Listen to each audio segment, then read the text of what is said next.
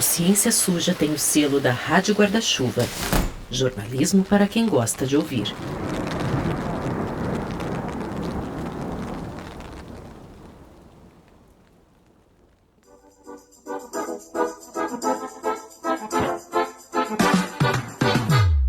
Прийшли окупанти до нас в Україну. Форма новенька, воєнні машини, та трохи поплавився їх інвентар.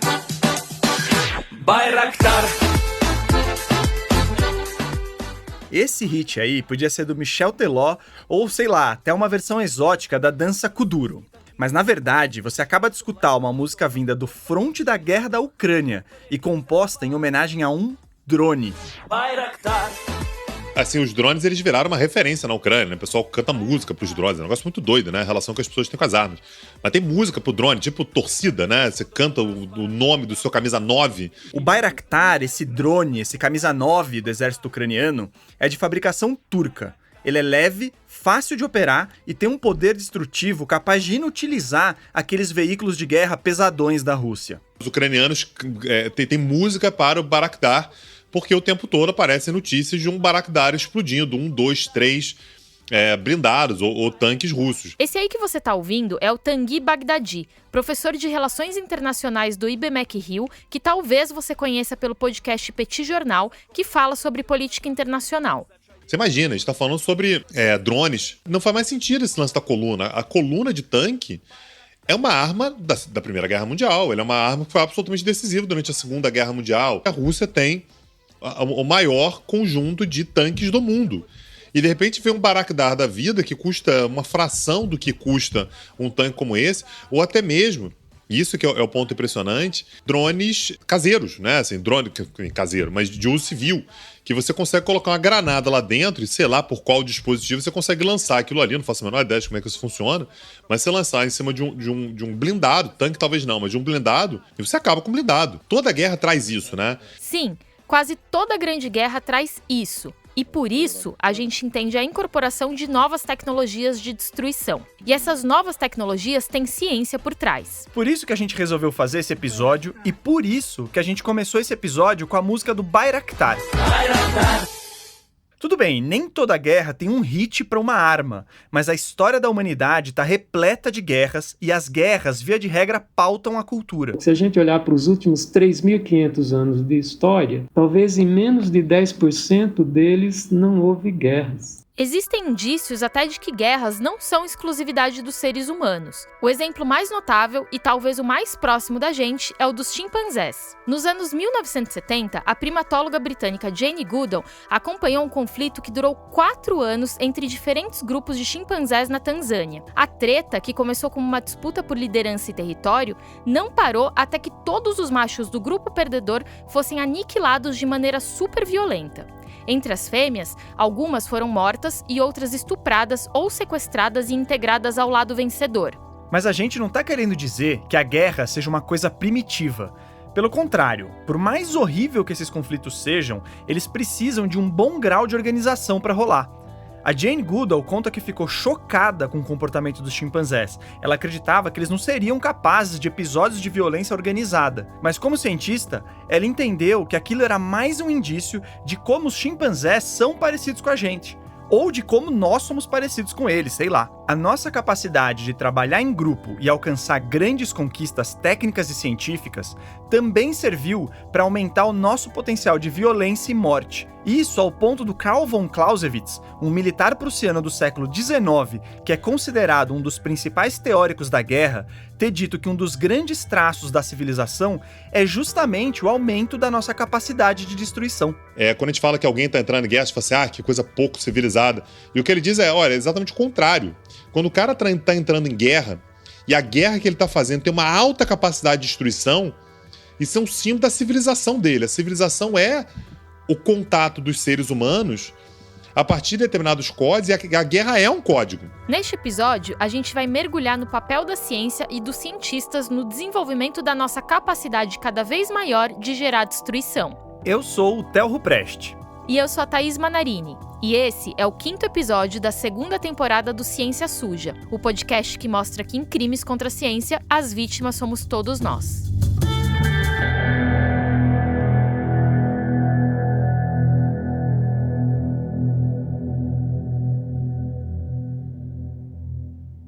A gente já estava pensando em trazer esse assunto para um episódio desde a primeira temporada, em 2021. Guerras envolvem inventividade, avanços tecnológicos em curto espaço de tempo e nem sempre, ou quase nunca, os envolvidos colocam a ética em primeiro lugar. Nós falaremos disso tudo, mas vamos fazer aquela nossa já tradicional volta no tempo para começar a contar essa história.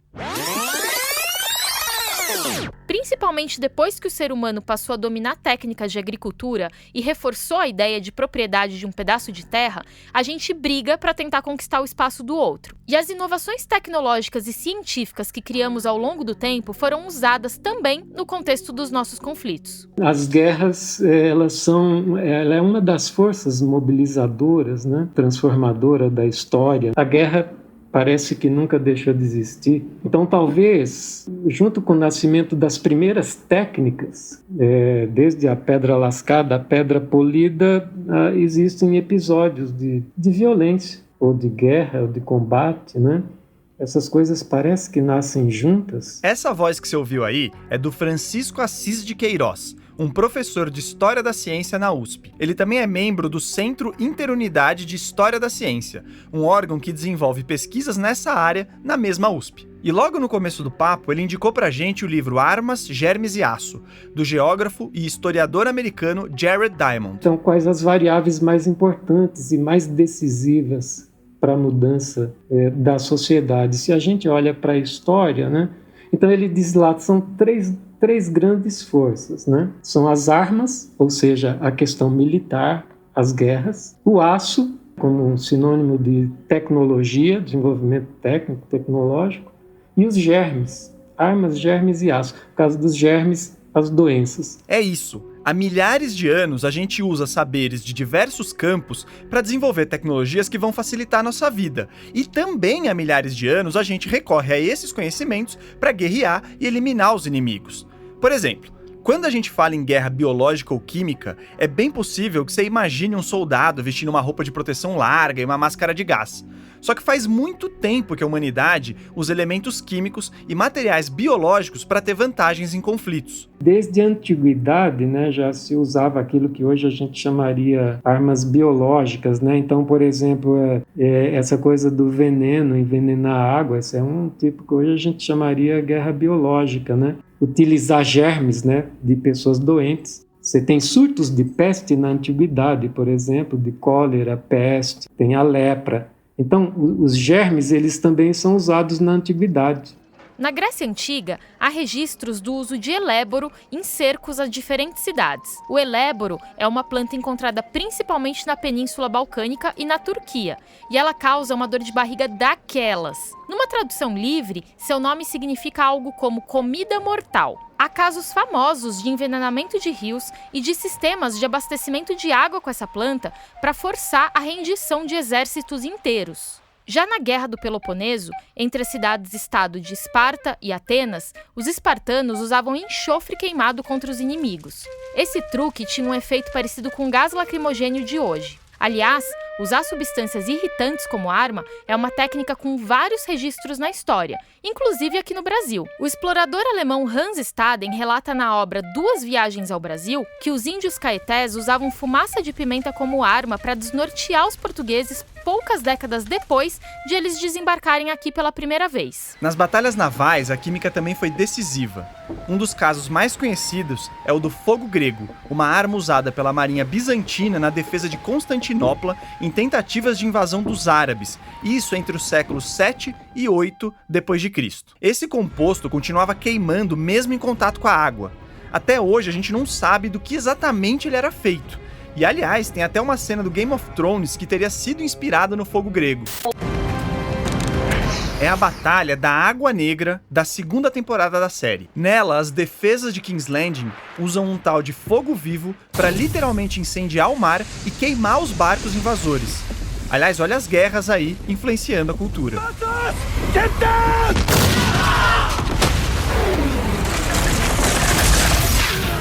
Mas bora voltar para a vida real. Até a peste bubônica, a peste negra, que causou milhões de mortes em diversos momentos da história, teria sido usada em 1348 como arma biológica pelas hordas de mongóis no cerco à cidade genovesa de Cafa, na região da Crimeia. A Crimeia, aliás, foi uma das portas de entrada dessa doença no continente europeu. O comerciante genovês Gabriele de Mussi, que presenciou esse cerco, escreveu um relato sobre como os habitantes foram atacados pelos invasores que já conviviam com a epidemia da doença no próprio exército. Eles ordenaram que os cadáveres fossem colocados em catapultas e atirados dentro da cidade, na esperança de que o fedor intolerável matasse todos lá dentro. Montanhas de mortos foram lançados dentro da cidade e os cristãos não conseguiam fugir ou escapar deles.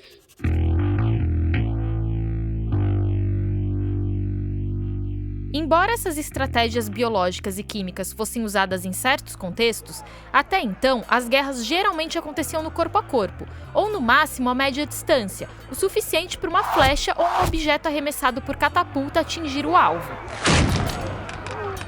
Olha a matemática e a física sendo usadas aí também. A pólvora, que mudou essa história, foi inventada no século IX, na China, mas só no século XIV que entrou em cena para valer com os canhões de bronze. Nos séculos seguintes, surgiram as primeiras armas de fogo que os soldados podiam carregar, como os mosquetes e fuzis. Mas a pontaria ainda não era precisa. As armas falhavam bastante e precisavam ser carregadas manualmente após cada disparo. O grande salto tecnológico mesmo veio no século XIX, com os cartuchos de munição, as melhorias no sistema de carregamento e as primeiras metralhadoras. Esse avanço foi possível graças à Segunda Revolução Industrial, como conta o professor Francisco. Então, a tecnologia e a ciência entram de vez, de forma mais forte na economia, no desenvolvimento industrial. Então, você tem a química, eletricidade, petróleo e etc. Né? A Primeira Guerra é aquela onde, de forma mais clara, né, vai aparecer, a gente pode chamar de uma guerra mais fortemente tecnológica, né, ou baseada na ciência e tecnologia, né? Tem a frase da historiadora Libby O'Connell, que a gente encontrou num documentário do History Channel, que define bem a mudança tecnológica que a Primeira Guerra Mundial representou. Os soldados entraram na guerra a cavalo e saíram voando em aviões.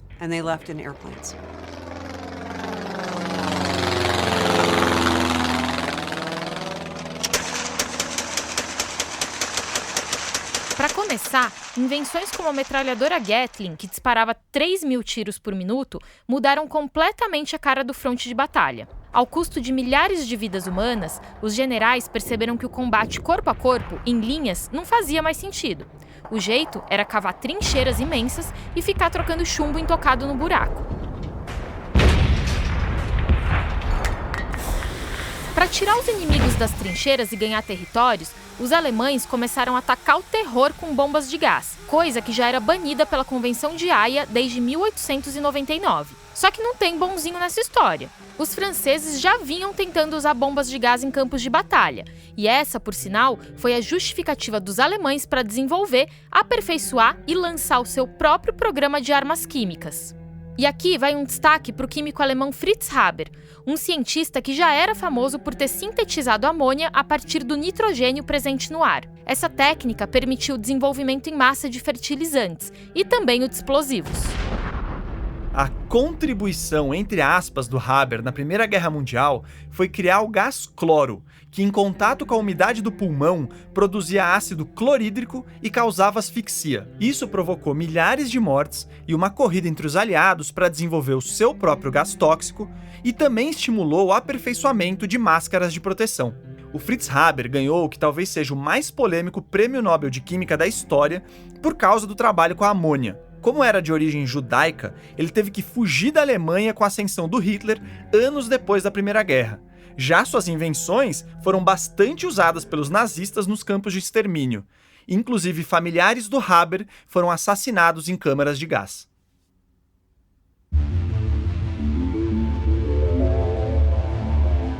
Todo esse caminhão de desgraça envolvendo Fritz Haber serve para falar o tanto que a guerra pode ser trágica e pesada e também como ela instiga a competição entre cientistas e inventores. E o negócio tomou proporções ainda maiores na Segunda Guerra Mundial. Um parênteses aqui. Os nazistas conduziram alguns dos experimentos mais horripilantes e antiéticos da humanidade, inclusive com a participação de grandes indústrias farmacêuticas e cientistas prestigiados. Mas a gente resolveu não entrar muito nisso, porque é papo para um episódio inteiro e também porque a gente falou disso no episódio sobre eugenia, da primeira temporada. Se você ainda não ouviu, salva aí para escutar depois. Enfim, com a chegada da Segunda Guerra Mundial, esse ciclo de competição entre cientistas de lados opostos pegou carona em um campo do conhecimento que vinha de vento em popa desde pelo menos o final do século anterior, a física nuclear. Em 1945, o presidente norte-americano Harry Truman chamou o Projeto Manhattan de o maior feito da ciência organizada na história. Para quem não sabe, o Projeto Manhattan juntou cientistas de ponta nos Estados Unidos para desenvolver a bomba atômica. E o Harry Truman disse isso aí logo depois de lançar 2 dessas bombas no Japão e matar mais de 200 mil pessoas. Outras tantas sofreram sequelas da radiação ao longo dos anos. Mesmo com uma motivação tão terrível por trás, é fato que ali realmente a física avançou muito em um espaço curto de tempo. E esse é um argumento comum, o de que guerras fazem a ciência avançar. E de fato elas podem fazer isso sobre um certo aspecto. Os Estados Unidos botaram dinheiro pra caramba em ciência para criar armamentos nucleares antes dos nazistas. Mas uma figura interessante da época, um engenheiro e administrador público chamado Vannevar Bush, que chefiou a pesquisa científica voltada para a área de defesa durante a Segunda Guerra Mundial, dizia que isso só foi possível porque tínhamos uma grande reserva de informações científicas acumuladas por meio de pesquisa básica em muitos campos científicos nos anos anteriores à guerra. Pesquisa básica é aquela que busca compreender fenômenos naturais ou aprimorar teorias já vigentes. É como se fosse literalmente uma base onde se construirão pesquisas aplicadas, aquelas mais focadas em soluções de problemas ou no desenvolvimento de tecnologias, como uma bomba. Esse raciocínio foi bem ilustrado em um artigo da revista The New Atlantis, pelo Mark Mills, um escritor e professor de ciência aplicada na Universidade Northwestern. Em 1827, o botânico escocês Robert Brown apontou seu microscópio para grãos de pólen suspensos na água e observou pequenas partículas se deslocando em movimentos aparentemente aleatórios. O fenômeno, que depois foi chamado de movimento browniano, ficou sem explicação por quase 80 anos. Então, em 1905, um funcionário público de um escritório de patentes de 26 anos na Suíça publicou um artigo mostrando que o comportamento dos grãos de pólen era resultado do movimento de moléculas invisíveis. Ainda naquele ano, conhecido como o Ano Milagroso de Einstein... Sim, o funcionário suíço era ninguém mais, ninguém menos do que Albert Einstein. O jovem físico desenvolveu sua teoria da relatividade, que depois ajudou os cientistas a explicarem a liberação de energia nas reações de fissão nuclear. Ou seja, não seria necessariamente a guerra que promove a ciência, mas a valorização perene da ciência que traria vantagens na guerra. O Vannevar Bush defendia investir em pesquisa básica para produzir conhecimento, e não com finalidades militares imediatas, ou com qualquer finalidade mais utilitária, para dizer a verdade. E esse conhecimento acumulado produziria avanços sustentáveis em diferentes esferas da sociedade, inclusive na indústria bélica. Seria uma forma mais eficiente e até humana de investir na ciência, ao invés de botar dinheiro na máquina de guerra, torcendo para que isso gere dividendos científicos. Essa é uma visão bacana, que levou à criação da Fundação Nacional de Ciência dos Estados Unidos. Mas a verdade é que uma coisa não elimina a outra. Você pode fazer pesquisa básica e pode também pesquisar diretamente o desenvolvimento de armas. E a verdade é que muitos pesquisadores gastaram tempo e recursos aprimorando ou criando armas. E isso é um negócio que intrigava muito a gente aqui do Ciência Suja. Como é que será que os cientistas por trás de projetos que mataram milhares e milhares de pessoas encaravam o próprio trabalho? Foi nessa fase da apuração que a gente se deparou meio que por acaso com o trabalho da Sarah Bridger. Ela é professora de História dos Estados Unidos na Universidade Politécnica do Estado da Califórnia, ou Cal Poly, em São Luís Obispo. A tese de doutorado da Sarah virou um livro, o Scientists at War, The Ethics of Cold War Weapons Research, ou Cientistas na Guerra, a Ética da Pesquisa em Armas na Guerra Fria. Só pelo título, já dava para saber que ela teria as respostas que a gente estava buscando. Na verdade, a principal linha de pesquisa da Sarah não tem a ver com ciência. Ela estuda a história dos trabalhadores dos Estados Unidos. Mas ela caiu nesse universo dos cientistas sem querer, enquanto lia a biografia do Robert Oppenheimer, um dos cientistas mais importantes do Projeto Manhattan. Como a Sarah fala em inglês, quem vai interpretar as falas dela é a nossa produtora, a Chloé Pinheiro. Eu conhecia um pouco sobre o Projeto Manhattan, mas eu nunca tinha pensado nas consequências dele. O que tinha acontecido com todos aqueles cientistas? O que eles pensavam sobre o que tinham feito? Ou o que eles pensavam sobre como outras pessoas usariam as criações deles. Por 2 anos, ela mergulhou nos arquivos de universidades, bibliotecas públicas e documentos pessoais de cientistas que trabalharam durante a Guerra Fria, em especial no período da Guerra do Vietnã. Foram montanhas e montanhas de correspondências, anotações, diários, livros e material em áudio analisados para tentar descobrir o que essas pessoas pensavam sobre o próprio serviço. E sem brincadeira, ela achou um pouco de tudo. Tinha cientista que não estava nem aí. Eu li as memórias de um matemático chamado Stanislav Ulam, que trabalhou na criação das bombas de hidrogênio. E ele escreveu no livro que não acreditava que cientistas eram moralmente responsáveis sobre como os outros usavam a pesquisa deles. E eu achei fascinante, porque ele tinha trabalhado na bomba H. Não tinha mistério sobre qual seria o uso da pesquisa dele. Mas a Sarah também encontrou histórias de cientistas angustiados por terem participado de iniciativas como o Projeto Manhattan. Ela deu como exemplo o caso do físico George Kistiakowsky, que depois de parar de colaborar com o governo, chegou a fundar uma ONG para tentar eliminar as armas nucleares. Ou também de um grupo chamado Jasons, que era formado por cientistas conselheiros da presidência dos Estados Unidos e que tentava de tudo para conter guerras e o número de mortes que elas provocavam. Uma das coisas que eles defendiam era restringir os testes nucleares. Eles queriam frear o desenvolvimento de armas nucleares. E quanto menos testes acontecessem, mais devagar seria o desenvolvimento dessas armas, mais poderosas e mais mortais. Essa turma, esses Jasons, eles atuaram por décadas e eles também tentaram construir tecnologias que evitassem mortes no conflito do Vietnã. Eles escreveram um relatório que dizia que a política de bombardear o norte do Vietnã não estava funcionando. Então eles propuseram que os Estados Unidos deveriam criar uma barreira de minas, sensores e detectores, que separariam o norte e o sul do Vietnã, impedindo que suprimentos do norte chegassem à Frente de Libertação Nacional no sul, forçando os dois lados a sentarem na mesa para negociar. Mas é aquela coisa. O sistema é foda. Ainda vai morrer muito inocente. E esse grupo, apesar de influente, não impactou muito em ações diretas na guerra. Os Jasons tinham controle sobre os próprios laboratórios, mas não tinham controle sobre a política.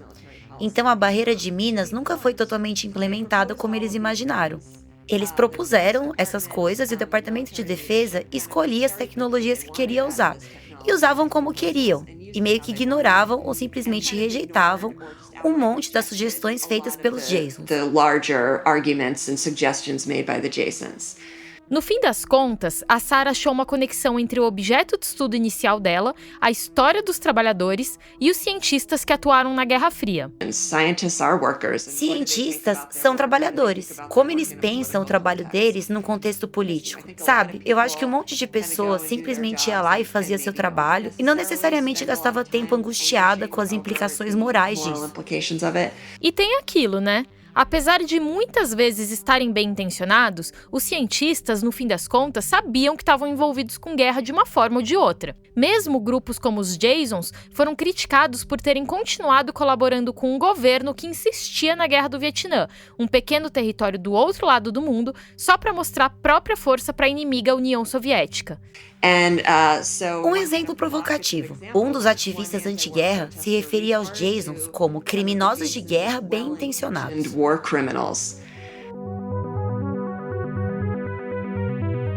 Como dissemos lá no começo do episódio, falar sobre a ciência nas guerras já estava nos nossos planos há um bom tempo. Só que a gente tinha pensado em puxar mais por essa questão ética que a Sarah aborda no trabalho dela e pelo lado histórico. Mas aí veio a invasão russa na Ucrânia e a gente começou a assistir ao vivo os efeitos colaterais de uma guerra acontecendo em campos diferentes da ciência e da sociedade como um todo. E é disso que a gente vai falar depois do intervalo.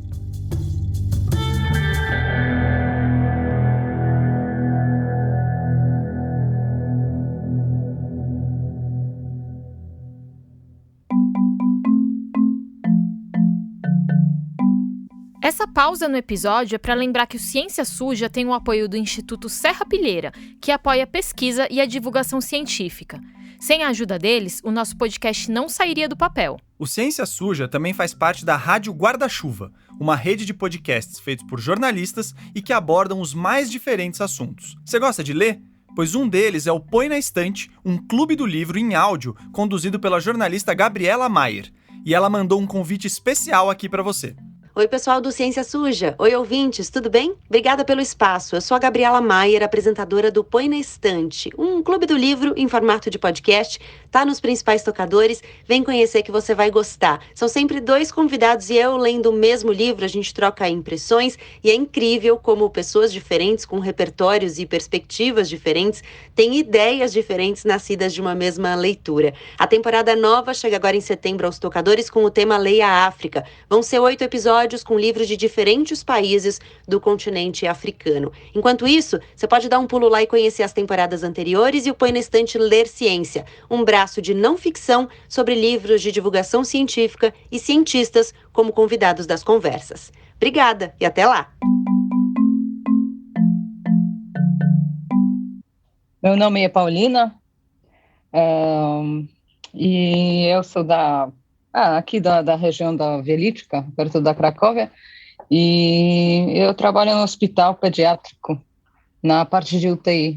Essa voz aí é da Paulina Gadi. Ela é enfermeira lá na Polônia, numa região que fica a pouco mais de 2 horas de distância de carro da fronteira com a Ucrânia. A Paulina fala português bem assim, porque além de ser casada com um brasileiro, o Daniel, ela é muito fã de música brasileira e, aliás, canta super bem. O marido da Paulina é de Santos, no estado de São Paulo, e é muito amigo do Felipe, o nosso editor. Quando a invasão na Ucrânia começou, o casal estava aqui no Brasil de férias.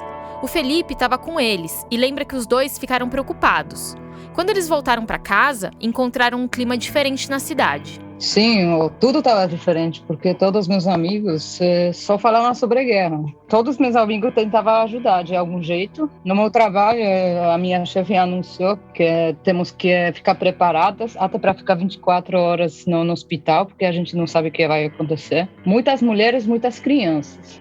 Isso é meio assustador, e de todo tipo. Dá para ver que é gente mais rica, as pessoas mais pobres. Só sair para o centro da Cracóvia, eu só escuto ucraniano. É assustador. A Polônia faz fronteira com a Ucrânia e, por isso, ela é um dos principais destinos dos refugiados de guerra. Segundo dados da ONU, até o início de abril de 2022, cerca de 2 milhões de ucranianos cruzaram a divisa e chegaram ao país vizinho. Como a Paulina trabalha em um hospital, a gente quis conversar com ela para saber se o fluxo dessas pessoas afetou o sistema de saúde polonês. Porque tem isso, uma guerra não só aumenta a demanda de atendimento hospitalar para civis e militares feridos, como dificulta muito o tratamento de certas doenças. Bom, a Paulina contou pra gente que trabalha em uma UTI infantil na Polônia, e por isso ela teve contato com menos pacientes vindos da guerra, mas mesmo assim atendeu crianças que fugiram da Ucrânia. Tinha crianças que não conseguiram continuar o tratamento lá. Tinha criança que chegou para continuar o tratamento porque eles ficavam semanas embaixo da terra, no porão do hospital, por exemplo. E não dava para continuar porque a ajuda não chegava.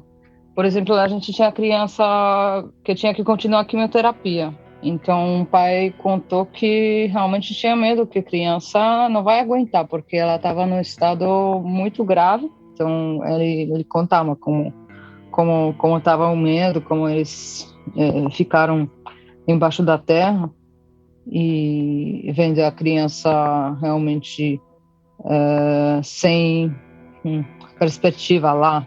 Essa criança sobreviveu, e a gente imagina que essas histórias devem ter um peso especial para Paulina, porque ela também é mãe de uma criança pequena. Claro, até agora fico pensando o que poderia acontecer se... não consigo nem imaginar, mas é muito perto e... Então, a guerra a gente não consegue ver, mas a gente consegue ver muitas pessoas e se imaginar no lugar deles. Outro aspecto que preocupa é que o fluxo migratório intenso pode levar doenças através das fronteiras. A Covid ainda está por aí, mas com uma guerra acontecendo, dá para imaginar que os ucranianos não se preocuparam muito com as doses de reforço da vacina ou em tomar cuidados necessários para o coronavírus não se espalhar. Até o monitoramento ficou bagunçado. Os últimos números de infectados e mortos pela pandemia no site do Ministério da Saúde da Ucrânia são de 24 de fevereiro deste ano, mais de um semestre atrás. E o medo não se restringe à Covid. O calendário de vacinas da Ucrânia é diferente. Eles não têm todas as vacinações que a gente tem aqui, mas o nosso governo, do que eu sei, deu essa possibilidade de fazer essas vacinas de vacinar de graça essas doenças, especialmente crianças que vão para as escolinhas, porque eles também têm direito de ir para escolinhas, para as escolas. Outra doença que preocupa os países vizinhos da Ucrânia e a própria Ucrânia é a tuberculose. Num episódio do podcast americano Shortwave, eles entrevistaram uma médica ucraniana especialista no tratamento dessa doença, que é causada por uma bactéria. No momento que a guerra pegou pra valer por lá, ela conta que 20 dos pacientes que faziam tratamento no hospital dela simplesmente sumiram. Ninguém sabia se eles tinham morrido ou fugido do país. Outros 11 pacientes rastreados tinham saído da região e não encontravam os remédios para continuar a tratar a doença. Só que a interrupção do tratamento aumenta o risco de morte e de transmissão da tuberculose. E não para por aí, como nos explicou o infectologista Júlio Croda, da Universidade Federal do Mato Grosso do Sul. E a retomada de tratamento de forma regular gera as bactérias resistentes, que antes você conseguia tratar por 6 meses, você vai ter que tratar por 18 meses, com drogas muito mais tóxicas e muito mais e menos efetivas na cura, né? Então, você ter surtos de tuberculose multiresistente é um desastre, porque a taxa de cura é menor, os medicamentos são muito mais caros e o tempo de tratamento é muito mais prolongado. Ou seja, além das mortes em batalhas, a guerra interrompe tratamentos, atrasa a contenção de doenças e espalha novas cepas de vírus e bactérias. E a gente está vendo o risco disso acontecer na Ucrânia. Bom, outro claro efeito colateral da guerra é a interrupção de certas pesquisas. Porque imagina, assim que estoura um conflito, alguns cientistas têm que largar tudo para trás para fugir ou para ir para a linha de frente, e o trabalho em desenvolvimento acaba se perdendo. Em alguns momentos da história, isso até teve seu lado positivo. Na Primeira Guerra Mundial, por exemplo, com os cientistas homens indo para a linha de frente, as universidades inglesas abriram as portas para as pesquisadoras mulheres. Algumas, inclusive, ajudaram a criar tecnologias usadas naquele conflito. Mas voltando às pesquisas interrompidas, teve um artigo da revista Nature, publicado em abril de 2022, que chamou a nossa atenção. Ele falava de países que desenvolviam pesquisas em conjunto com a Rússia e como a guerra havia prejudicado essas colaborações. Um dos personagens da reportagem era o físico Ricardo Galvão, da Universidade de São Paulo, e ele estava lamentando que o conflito interrompeu a parceria entre cientistas brasileiros e 2 institutos russos de física nuclear. A gente ficou curioso com essa história e entrou em contato com ele para falar sobre essa colaboração. Aí o Ricardo Galvão nos indicou um colega, o Helder Severo, que coordenaria esses trabalhos, mas deixa ele mesmo se apresentar. Eu sou professor aqui da Universidade de São Paulo. Eu trabalho com física de plasmas, né? Hoje eu sou responsável pelo laboratório de física de plasmas aqui do Instituto de Física. A gente tem seria um protótipo de um reator termonuclear, que é o tokamak, que inclusive foi uma invenção russa. E a gente tem um tokamak aqui, que hoje é considerado pequeno, mas é onde a gente faz pesquisas em física de plasmas. O Helder nos contou que a relação dele com a Rússia é de longa data, e até por isso ele foi o responsável por fazer esse meio de campo entre a USP e os institutos de pesquisa russos. Eu fui para a Rússia, né? Consegui uma bolsa de estudos, isso foi em 89, né? Isso era a União Soviética ainda, né? Na Guerra Fria. Fiz a minha graduação na Universidade de Amizade dos Povos, em Moscou. Era um grande centro, né? Onde eles convidavam gente de todas as partes do mundo para estudar lá. Era uma forma de fazer uma propaganda do socialismo, né? E aí eu terminei lá o meu mestrado e aí eu fui para o Instituto Kurchatov, né? Instituto Kurchatov. Até hoje é um instituto fechado. Fui o primeiro estrangeiro a entrar nesse instituto, né? É meio complicado traduzir do fisiquês para o português o estudo que seria conduzido pela USP e pelos russos. Mas digamos que aquele reator tokamak que ele mencionou geraria energia nuclear, só que sem lixo radioativo. O objetivo, né, primário é obter uma nova fonte de energia, né? Hoje você tem os reatores de fissão nuclear, né? São os reatores convencionais que a gente tem, inclusive tem 3 reatores aqui no Brasil, né? Eles trabalham com a divisão do núcleo, né? Então tem lá o combustível, basicamente é o urânio. Só que o problema das usinas de fissão, né? Elas geram lixo atômico. Na fusão nuclear, né? Que aí é a nossa área, né? Você não vai ter a produção do lixo atômico. Então esse é um grande atrativo, né? Além de ser uma fonte mais energética, né?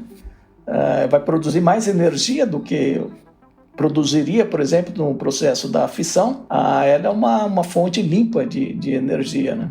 Como é um projeto que estava no início, o Helder disse que é difícil mensurar o quanto se perde com a interrupção provocada pela guerra, mas é inegável que haverá algum atraso. É uma pena, é uma perda, né? Seria melhor se a gente estivesse colaborando com eles, né? Mas isso vai continuar, sem dúvidas. Talvez no futuro a gente possa aí voltar com essas colaborações, né? Mas não dá para parar e esperar esse conflito acabar, né? Então, com certeza vai continuar, né? O caso das pesquisas do Helder é apenas um entre vários que acabaram prejudicados, interrompidos ou cancelados por causa da guerra. Nós encontramos notícias relatando problemas desse tipo em pesquisas de paleontologia, genética, biologia, neurociência, astronomia e por aí vai. Só que numa guerra como a da Ucrânia, a ciência que mais chama atenção não é a que deixa de ser feita, e sim a que provoca mortes e sofrimento.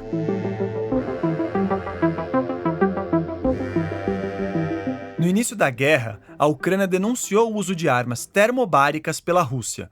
Eu nem sabia que isso existia, mas é uma arma terrível que já foi banida pela Convenção de Genebra. A arma termobárica ela é um tipo de explosivo que usa o oxigênio como combustível. Ela explode, mas a destruição dela não fica apenas na explosão que ela gera.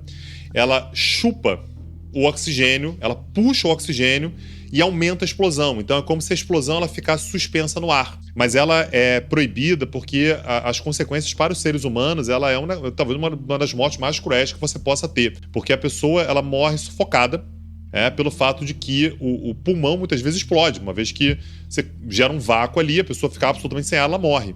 Só que não gera morte cerebral. Então a pessoa muitas vezes ela está morta, né, mas ela continua tendo consciência durante alguns bons segundos, talvez alguns minutos. Pois é, violação de códigos internacionais não é coisa do passado. E tem mais. Armas de fragmentação também foram usadas nessa guerra. Agora, por exemplo, as clutch bomb, né, que são as armas de fragmentação, essa sim tem comprovação. A arma de fragmentação é um tipo de bomba que, quando é lançada, ela bate no chão e ela se fragmenta. Então, são vários explosivos que são lançados por uma área e que acabam tendo consequências sobre a população civil, que é muito grave, porque depois que aquela explosão acaba, as pessoas tentam passar por ali, muitas vezes elas são atingidas por fragmentos que estão ali, estão vivos ainda. E para aumentar a crueldade ainda, muitas delas têm cores chamativas, né? Roxo, laranja, verde, o que atrai criança, né? Parece às vezes brinquedo. Em uma reportagem da CNN Brasil, a pesquisadora Marion Lodo, da Coalizão contra a Munição Cluster, disse que as bombas de fragmentação deixaram pelo menos 360 mortos em 2020. Desse total, 44% eram crianças. Uma pausa aqui. Eu duvido que você adivinhe qual país é um dos principais exportadores dessas armas de fragmentação. Pois é isso mesmo. A gente está falando do nosso Brasil. Um relatório de 2021 da Coalizão contra a Munição Cluster diz que o Brasil já exportou esse armamento para países como Arábia Saudita, Irã, Iraque e Malásia. Segundo o documento, bombas enviadas pela indústria brasileira foram utilizadas pelo governo saudita contra civis no Iêmen, em um conflito que também está acontecendo agora.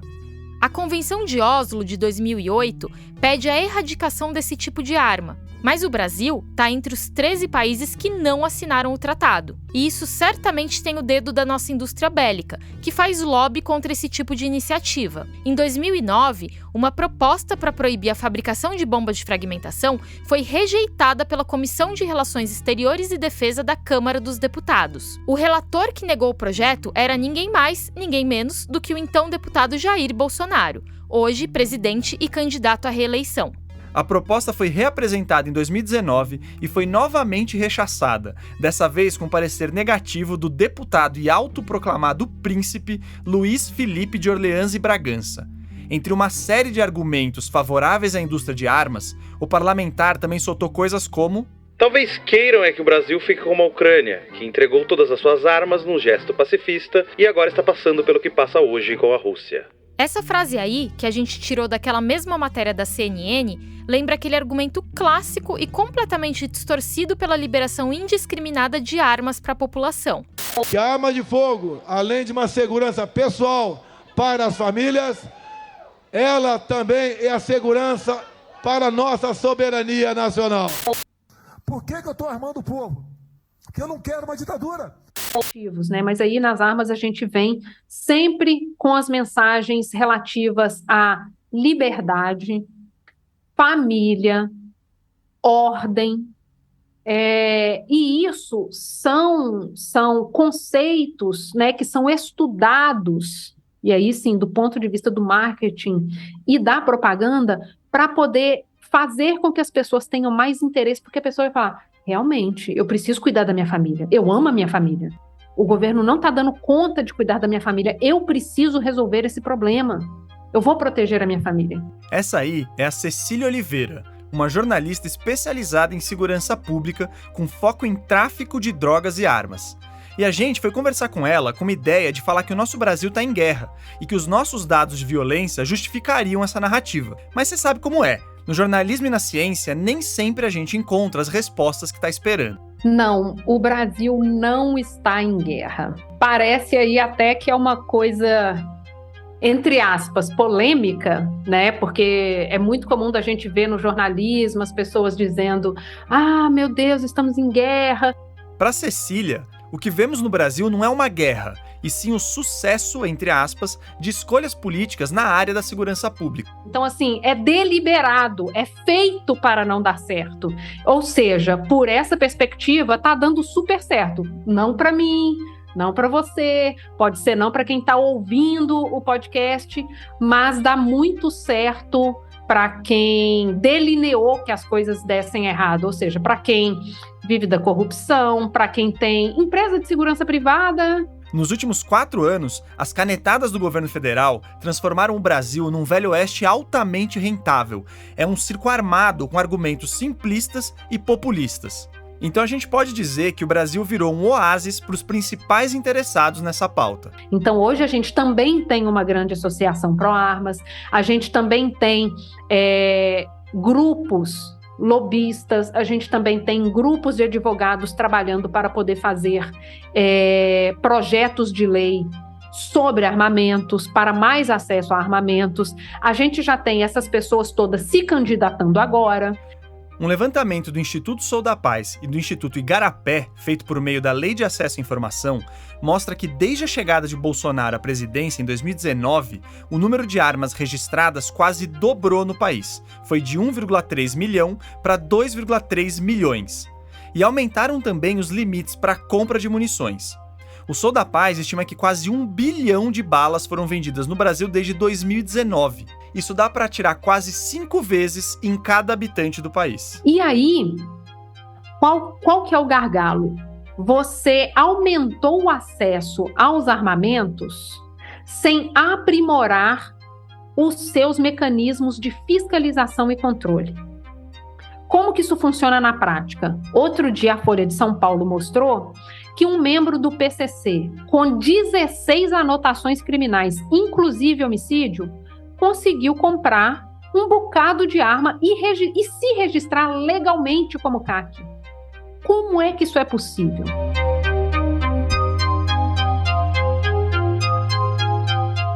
Depois dessas e de outras coisas que a Cecília falou, deu para entender porque ela não gosta de falar que o Brasil está em guerra. É que essa narrativa serve para justificar medidas absurdas como as implementadas pelo Bolsonaro e também para eleger políticos como Bolsonaro. Esse pessoal usa violência urbana no Brasil e manipula dados suspeitos que vão na contramão de estudos científicos para se manter no poder, muito sob o pretexto de guerra às drogas. Sem ela, esse povo perde espaço. E que fique claro que o Bolsonaro é hoje o principal expoente dessa turminha, mas ele não é nem de longe o único. O que tem de variação do slogan bandido bom é bandido morto entre os nossos políticos não tá escrito. A narrativa da guerra às drogas, que aliás também faz muito bem para os traficantes de drogas, nem é da nossa época. Eu vou até repetir aqui essa frase, porque ele deu esse chefe de política doméstica do Nixon deu uma entrevista, se eu não me engano, em 1994, e ele disse isso aqui, abre aspas. Na campanha presidencial do Nixon, em 1968, e depois na Casa Branca, nós tínhamos 2 inimigos, a esquerda anti-guerra e as pessoas negras. Sabíamos que nós não podíamos criminalizar quem era anti-guerra ou negro, mas convencendo a população a associar hippies à maconha e negros à heroína e depois criminalizando fortemente os dois, poderíamos desestabilizar ambas as comunidades. Poderíamos prender seus líderes, invadir suas casas, impedir suas reuniões e caluniá-los todas as noites nos jornais noturnos. Sabíamos que estávamos mentindo sobre as drogas? É claro que sim. E cá estamos nós, quase 60 anos depois, vivendo intensamente as consequências dessa narrativa trágica. E pro nosso assunto aqui do Ciência Suja, essa narrativa também ignora dados e toda uma linha de conhecimento científico que poderia orientar políticas públicas e reduzir a violência urbana. Se bem que não dá pra falar muito de ignorância aqui, né, Cecília? Olha, eu não vou chamar isso de ignorância, não. Porque é uma escolha política deliberada, né? Convencer a população de que estamos sempre em guerra contra países, grupos, pessoas ou substâncias dá dinheiro para muita gente e ainda permite a construção de carreiras e de programas políticos inteiros. Os Estados Unidos são prova disso, como nos diz o professor Francisco de Assis Queiroz.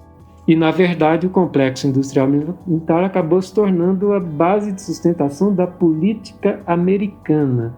E, todo ano, o Departamento de Defesa aprova por unanimidade, imagine que o Departamento de Defesa é um ministério do governo americano. Todo ano eles aprovam por unanimidade no Congresso um orçamento varia de ano para ano, mas é entre 500, 600 e 800 bilhões de dólares. Isso prevê ainda despachos e pacotes bilionários de dólares em armas para a Ucrânia. E é bom lembrar que após o final da União Soviética, quando a Rússia deixou de ser a malvadona do rolê, o orçamento do governo norte-americano para a defesa foi um pouco reduzido, mas logo o pessoal arranjou outros pretextos para investir na guerra, e de quebra no desenvolvimento científico e tecnológico militar. Quem falou disso pra gente foi a Sarah Bridger. To me that's the US story.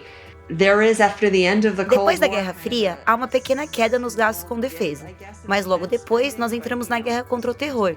E aí os orçamentos voltam a subir, com parte do dinheiro indo para pesquisas na área. Scientific research money. A gente aqui do Ciência Suja é pacifista, mas não é bobo. Nós sabemos que a política e a guerra influenciam a ciência. E é por isso que a gente defende que a ciência tem que empurrar do seu lado também e influenciar a política e as formas com as quais a gente se relaciona uns com os outros. As eleições de 2022 são especialmente importantes para ver se a gente vai elevar a ciência ao patamar que ela merece ou se vamos deixá-la à mercê de aproveitadores que estão sempre prontos para a guerra.